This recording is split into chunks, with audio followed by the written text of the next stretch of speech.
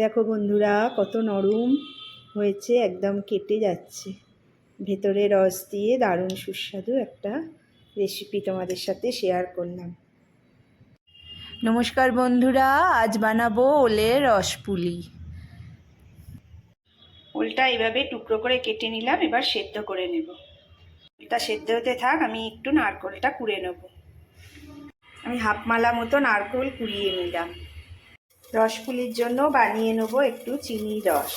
দিয়ে দিলাম এই কাপের 1 কাপ মতো চিনি। এদিকে ওলটাও সেদ্ধ হয়ে গেছে, এবার জল ফেলে ঝরিয়ে নেব। ওলটা ঠান্ডা হয়ে গেছে, ওলটা একটা জায়গায় নিলাম। এখানে নিয়েছি হাফ মালা মতো নারকেল কুড়ে, নিয়েছি হাফ কাপ ময়দা, আর ময়ামের জন্য একটু সাদা তেল। এবারে এর মধ্যে ময়দাটা দিয়ে দেব হাফ নারকেল কুড়ো,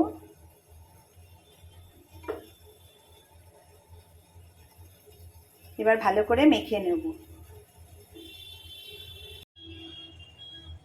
এটা খানিকটা মেখে নিলাম, এবারে দিয়ে দিলাম হাফ নারকেলের পুরোটাই, আর ময়ামের জন্য দিয়ে দেবো তেল। এইভাবে একটা ডো বানিয়ে নিলাম, বা ঢাকা দিয়ে রেখে দেবো মিনিট 5।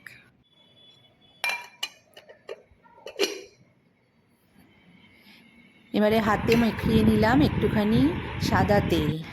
এবার ঢাকাটা খুলে দেখলাম ডোটা পুরোটাই তৈরি হয়ে গেছে। এবার এর থেকে ছোট ছোট লেচি কেটে পুলির আকারে গড়ে নেব। দিলাম সাদা তেল, আর গ্যাসটা কমিয়ে পুলিগুলো ছেড়ে দিলাম।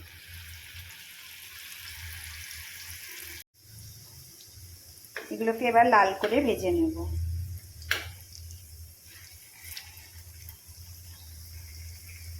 পুলিগুলো লাল করে ভাজা হয়ে গেছে, এবারে আমি তুলে নেব।